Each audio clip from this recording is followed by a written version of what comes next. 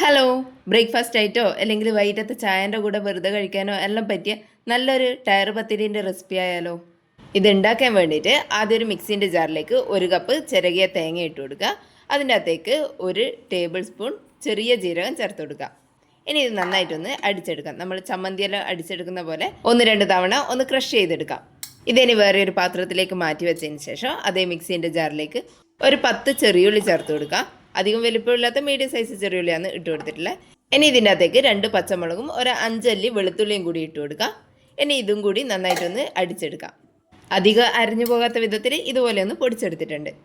ഇനി ഒരു പാത്രത്തിലേക്ക് 1 കപ്പ് അരിപ്പൊടി ചേർത്ത് കൊടുക്കുന്നുണ്ട്. ഇത് പത്തിരിക്കും ഇടിയപ്പത്തിനെല്ലാം എടുക്കുന്ന നൈസായിട്ടുള്ള പൊടിയാണ്. ഒന്ന് വറുത്തെടുത്തിട്ടാണ് ഇതിൻ്റെ അകത്തേക്ക് ഇട്ട് കൊടുക്കുന്നത്. ഓൾറെഡി വറുത്ത അരിപ്പൊടി ആണെങ്കിലും പിന്നെ വറക്കേണ്ട ആവശ്യമൊന്നുമില്ല. ഇനി ഇതിൻ്റെ അകത്തേക്ക് 1 കപ്പ് പുട്ടുപൊടി ഇട്ട് കൊടുക്കുക. രണ്ടും കൂടി മിക്സ് ചെയ്തിട്ടാണ് ഈ പത്തിരി ഉണ്ടാക്കിയെടുക്കുന്നത്. 2 പൊടിയും ഒരേ അളവിൽ തന്നെ എടുക്കുന്നുണ്ട്. ഇനി ഇതിൻ്റെ അകത്തേക്ക് 1 ടേബിൾ സ്പൂൺ റവ ചേർത്ത് കൊടുക്കുന്നുണ്ട്. പിന്നെ 1 ടേബിൾ സ്പൂൺ മൈദ കൂടി ചേർത്ത് കൊടുക്കുക.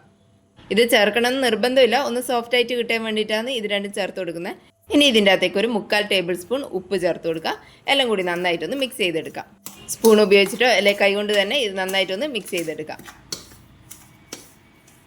ഇനി ഒരു പാനിലേക്ക് 1.5 ടേബിൾ സ്പൂൺ നെയ്യ് ഒഴിച്ചു കൊടുക്കാം. നെയ്ക്ക് പകരം വെളിച്ചെണ്ണ ഉപയോഗിച്ചാലും മതിയാവും. ഇനി ഇതൊന്ന് ചൂടായി വരുന്ന സമയത്ത് ഇതിൻ്റെ അകത്തേക്ക് നമ്മൾ ചതച്ച് വെച്ചിട്ടുള്ള വെളുത്തുള്ളി, ചെറിയുള്ളി, പച്ചമുളകിൻ്റെ മിക്സ് ഇട്ട് കൊടുക്കാം.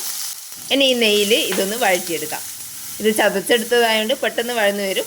നന്നായിട്ടൊന്ന് വഴറ്റിയെടുത്തതിന് ശേഷം ഇതിൻ്റെ അകത്തേക്ക് 3 കപ്പ് വെള്ളം ഒഴിച്ചു കൊടുക്കാം. 1 കപ്പ് അരിക്ക് 1.5 കപ്പ് വെള്ളം എന്നുള്ള രീതിയിൽ 3 കപ്പ് വെള്ളം ഒഴിച്ചു കൊടുക്കാം. ചില പൊടികൾക്ക് വെള്ളം കൂടുതൽ ആവശ്യമുണ്ടാവും. അത് നമുക്ക് കുഴച്ചെടുക്കുന്ന സമയത്ത് വേണമെന്നുണ്ടെങ്കിൽ കുറച്ച് ഒഴിച്ചു കൊടുത്താൽ മതിയാവും. ഇനി ഇത് നന്നായിട്ട് തിളച്ച് വരുന്ന സമയത്ത് ഇതിൻ്റെ അകത്തേക്ക് നമ്മൾ മിക്സ് ചെയ്ത് വെച്ചിട്ടുള്ള അരിപ്പൊടി ഇട്ട് കൊടുക്കാം. ഫ്ലെയിം ഒന്ന് ലോ ആക്കി വെച്ചിട്ടാണ് അരിപ്പൊടി ഇട്ട് കൊടുക്കുന്നത്. ഇനി ഇത് പെട്ടെന്നൊന്ന് മിക്സ് ചെയ്തെടുക്കാം. ഇതിങ്ങനെ കാണുമ്പോൾ വെള്ളം കൂടുതലുള്ള പോലെ തോന്നും, പക്ഷേങ്കിൽ അരിപ്പൊടി ആയതുകൊണ്ട് വെള്ളം പെട്ടെന്ന് അബ്സോർബ് ചെയ്യും. അതുകൊണ്ട് പെട്ടെന്ന് തന്നെ ഇത് മിക്സ് ചെയ്തെടുക്കാം. കുറച്ചുകൂടി വലിയ പാത്രത്തിലാണ് ചെയ്തെടുക്കുന്നതെങ്കിൽ പെട്ടെന്ന് മിക്സ് ചെയ്തെടുക്കാൻ പറ്റും. ഈ പൊടി മുഴുവനായിട്ട് നനയുന്ന വിധത്തിൽ പെട്ടെന്നൊന്ന് മിക്സ് ചെയ്തെടുക്കാം. ഇനി ഫ്ലെയിം ഒന്ന് ഓഫ് ചെയ്ത് കൊടുക്കാം. എന്നിട്ട് ഈ പൊടി ചൂടാറാൻ വേണ്ടിയിട്ട് വേറൊരു പാത്രത്തിലേക്ക് ഒഴിച്ചു വെക്കാം. ഈ പൊടി കുഴച്ചെടുക്കാൻ പാകത്തിൽ വലിപ്പമുള്ള ഒരു പാത്രത്തിൽ വേണം ഇട്ട് കൊടുക്കാൻ വേണ്ടിയിട്ട്. എന്നിട്ട് നമുക്ക് കുഴച്ചെടുക്കാൻ പാകത്തിനുള്ള ചൂടായി കഴിഞ്ഞാൽ ഇതിൻ്റെ അകത്തേക്ക് 1 ടേബിൾ സ്പൂൺ എള്ള് ചേർത്ത് കൊടുക്കാം. എള്ളല്ലെങ്കിൽ കരിഞ്ജീരകം ചേർത്ത് കൊടുത്താലും മതിയാവും.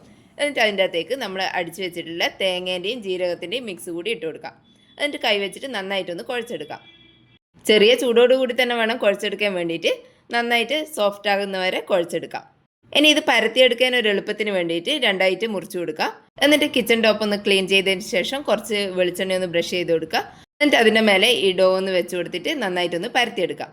ഒരുപാട് തിന്നായി പോകാണ്ട് ചെറിയൊരു കട്ടിയിൽ തന്നെ നമുക്കിത് പരത്തിയെടുക്കാം. കിച്ചൺ ടോപ്പിൽ വെച്ചിട്ട് തന്നെ പരത്തിയെടുക്കണമെന്നില്ല, നമുക്ക് പരന്നൊരു പ്ലേറ്റെല്ലാം ഉണ്ടെങ്കിൽ അതിൽ വെച്ചിട്ടും പരത്തിയെടുക്കാം. ഇനി ഇത് നന്നായിട്ട് പരത്തിയെടുത്തതിന് ശേഷം ഇതൊന്ന് മുറിച്ചെടുക്കാൻ വേണ്ടിയിട്ട് ഇതുപോലത്തെ ഒരു ഗ്ലാസ് എടുക്കാം. അത് വെച്ചിട്ട് റൗണ്ട് ഷേപ്പിൽ ഇതുപോലെ മുറിച്ചെടുക്കാം. ഈ ഒരു വലുപ്പത്തിൽ മുറിച്ചെടുക്കുന്നതായിരിക്കും നല്ലത്. ഗ്ലാസ് ഉപയോഗിച്ചിട്ട് പെട്ടെന്ന് ഇതുപോലെ മുറിച്ചെടുക്കാൻ പറ്റും.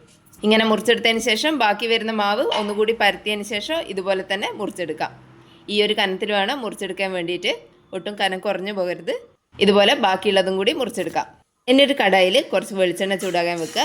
നന്നായിട്ട് ചൂടായി കഴിഞ്ഞാൽ ഇത് ഓരോന്നായിട്ട് ഇട്ട് കൊടുക്കാം. എണ്ണ നന്നായിട്ട് ചൂടായി കഴിഞ്ഞാൽ ഫ്ലെയിം ഒന്ന് മീഡിയത്തിൽ വെച്ച് കൊടുക്കുക. എന്നിട്ട് ഇതൊരു വശം ഒന്ന് കളറ് മാറി വരുന്ന സമയത്ത് മറിച്ചിട്ട് കൊടുക്കുക. എന്നിട്ട് കുറച്ച് സമയം കഴിഞ്ഞാൽ പിന്നെ ഒന്ന് തിരിച്ചിട്ട് കൊടുക്കുക. അങ്ങനെ ഒന്ന് ഗോൾഡൻ കളറായി വരുന്നവരെ തിരിച്ച് മറിച്ച് ഇട്ട് കൊടുത്തിട്ട് ഇതൊന്ന് ഫ്രൈ ചെയ്തെടുക്കുക. മീഡിയം ഫ്ലെയിമിൽ തന്നെ വെച്ചിട്ട് ഇത് ചെയ്തെടുക്കുക. ഫ്ലെയിം കൂട്ടിക്കഴിഞ്ഞാൽ ഇതിൻ്റെ പുറംഭാഗം പെട്ടെന്ന് കളറ് മാറിയിട്ട് ഉള്ളു വേവാണ്ടിരിക്കും. ഇത് കട്ടിയിൽ തന്നെ ചെയ്തെടുക്കുന്നതുകൊണ്ട് ഇത് കുറച്ച് സമയം എടുത്തിട്ട് തന്നെ ഇതുപോലെ ഫ്രൈ ചെയ്തെടുക്കാം. ഫ്ലെയിം ഒട്ടും കുറഞ്ഞും പോകരുത്. ഇതന്നേരം നന്നായിട്ട് എണ്ണ കുടിക്കും. അതുകൊണ്ട് ഒരു മീഡിയം ടു ഹൈ ഫ്ലെയിമിൻ്റെ ഉള്ളിലായിട്ട് വെച്ചിട്ട് ഇത് ചെയ്തെടുക്കാം. 2 ഭാഗവും ഒരു ഗോൾഡൻ കളറായി വരുന്ന സമയത്ത് ഇത് എണ്ണേൻ്റെ അകത്ത് കോരി മാറ്റാം.